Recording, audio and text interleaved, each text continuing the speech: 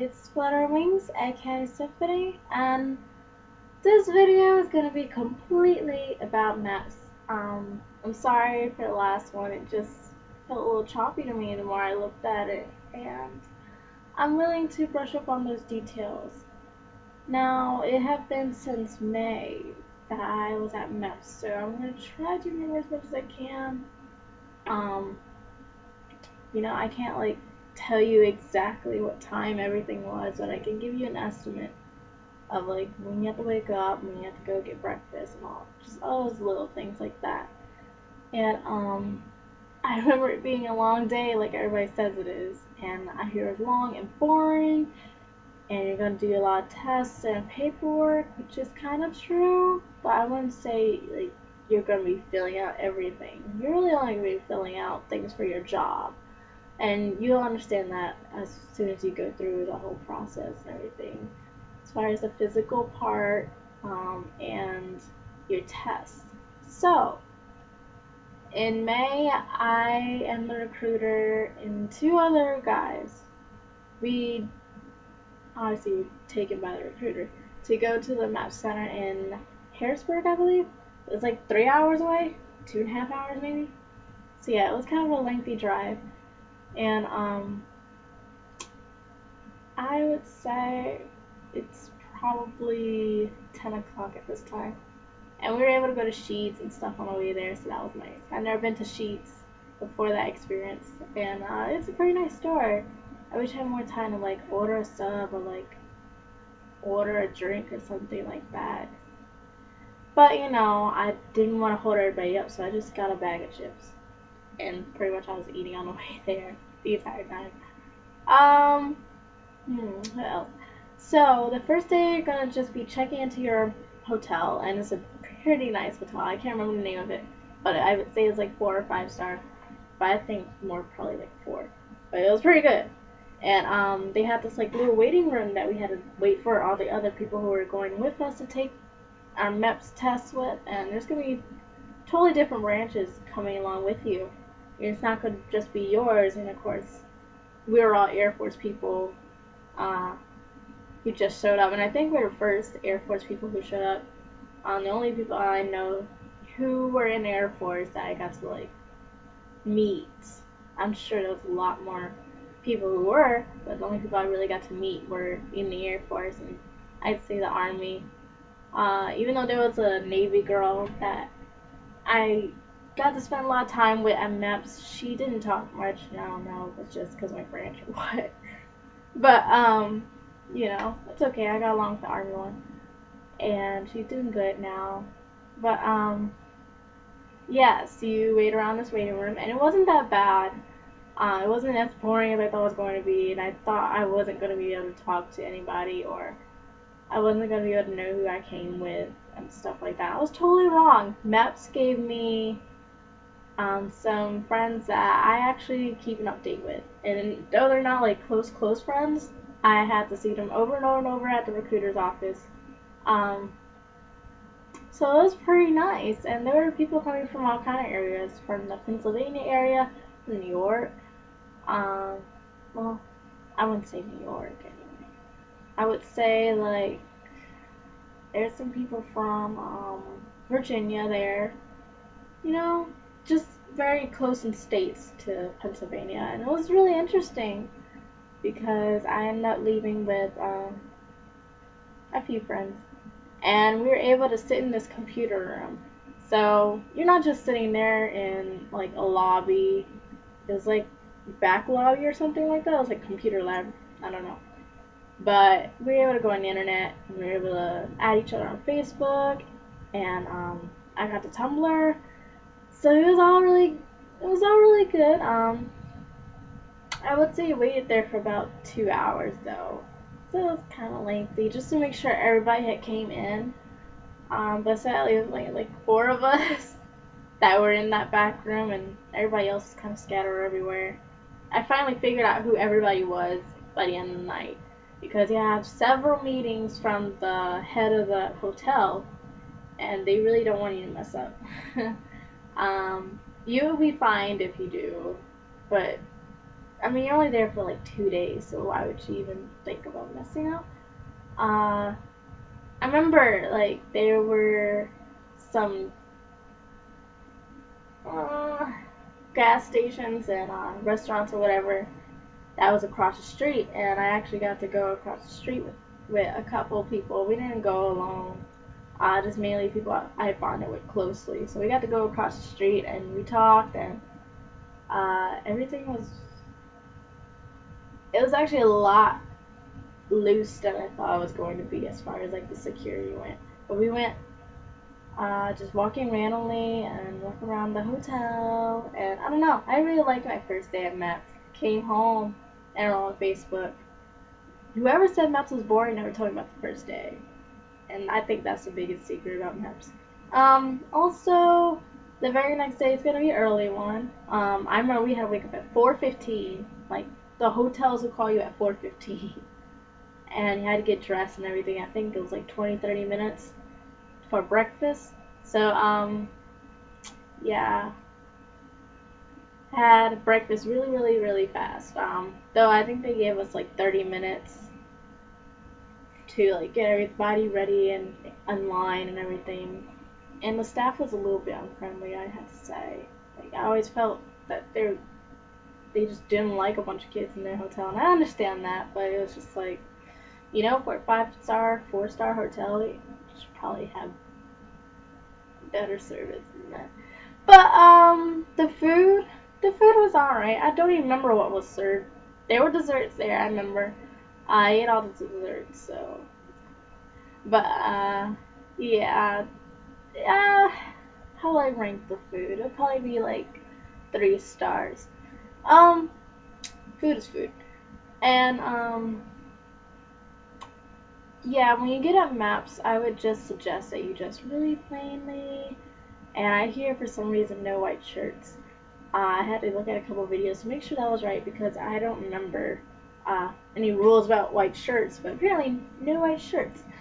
And it's gonna be a really long day. I'd say for me it took 12 hours, and it was mainly with just 2 other girls. So it was like 3 girls out of the whole place. Oh my gosh.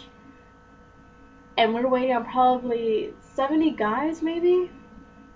So really, the guys made everything really slow. No offense, but there's always gonna be a lot more guys than girls, and I was just happy that I wasn't the only girl there. And we were also different branches, so we got to like have some kind of diversity too, and different requirements. So that was interesting. And we got our weight taken, our height taken, blood pressure taken. Surprisingly, mine was good. I was like, I had so many desserts the other day, but okay. So, and we had to do like these exercises in our underwear, like I've said again. And it was like the crab walk. You twisted your, ankles and wrists, and they had to do mine again for some reason. I don't know why. But I was good. I knew I had nothing wrong with me. Um, and then you strip down some more. I think that they don't tell you that. So I'm just gonna reveal that now. You strip down some more. You get in like you're basically naked, okay? You get you get in this thin paper napkin, basically dressed, and it has like this tie around it, and you're about to go see the gynecologist. And I think guys have to do this too, because we waited forever for a doctor, and we watched the whole movie. I don't even remember what the movie was. I think it was X-Men. But yeah, I ended up watching that, and it was so awkward and silent. And I was panicking because I was like, I know it's a doctor, and I know he's a doctor and everything, but I haven't been a doctor in a long time, so I actually cried. I feel so stupid about that now because I'm gonna have like no privacy in basic training, so that's that. And um, after the whole medical exam thing happened for me, I felt a lot better. And I probably shouldn't have panicked as much as I did because the lady that was taking care of our stuff, and I think she was a military nurse, she's like, I don't want you to freak out anymore because I don't want to have to put you in some kind of evaluation, something about like emotional evaluation. I don't know. So I toughened up pretty fast. I didn't want to ruin my chances here and have to take everything again. But yeah, after they've done your physical, I should say, um, you're gonna get your ears checked, and I recommend like cleaning your ears the night before. They always say that, yet they don't want you to use Q-tips. I'm so confused with that too, but use them anyway. But whatever. So yeah, you're gonna have your ears checked and your eyes checked. When you get your eyes checked, I think that was like one of the first things that had happened. I mean, we're in this line and carrying around this whole packet for like the entire day, which is all your medical things. We got this eye test where we had to look at like circles and like colors and figure out what the numbers were when they were like blended in with a circle of colors, and had to read letters. And what else? Well, you also, if you pass that and don't get blue couch, and I'll explain to you what blue couch means later. Once you've done your eye test, you're going to take the hearing test. And the hearing test is in this like really cramped, kind of stuffy room, but you know it's just like immediately sound tight. And you have to put on the earphones and these big earphones and click this black button thingy every time you hear a beep. And I was starting to get a little paranoid because like I think my hearing was going in and out, but you don't want to think your hearing things aren't there either. So you're like, just keep clicking, just keep clicking.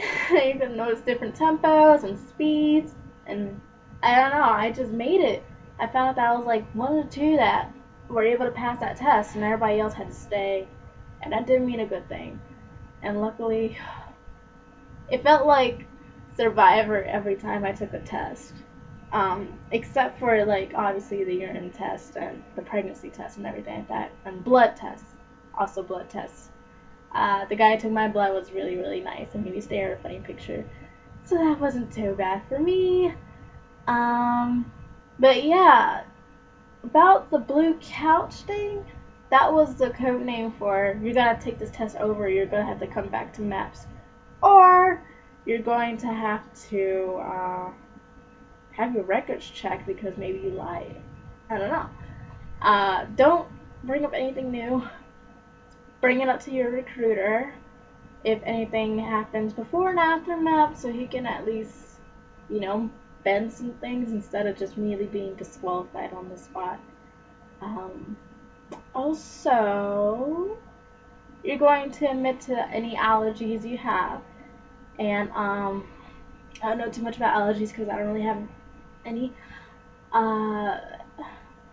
And your criminal history or like any drug history. This is kind of a big one because there are like a lot of guys who ended up being chewed out in front of everybody, and it was like a room full of 50 people in this classroom. And we're all just relieved that we made it to the classroom because none of us got blue couched. The blue couch name comes from a literal blue couch that was in that lobby, and everybody who was on that couch had to wait and retake tests and find out where they stood. So once we were all in the classroom, we all unwind, girls on one side, guys on the other, but this big guy comes in and he's starting to brief us on things that, obviously our behavior and everything like that, and we've already gotten our stuff put away in this little cubby and stickers that tell us we're allowed to be there and stuff. But by that point, they just kind of broke down the little drug rules and some military laws and military property, which you are in, and all those things. Just don't do anything stupid. If you have a stupid history, yeah, you'll get chewed out for that, and probably get chewed out for basic too, but, don't worry about it too much. Just don't bring up anything new. That's what they're trying to get out of you.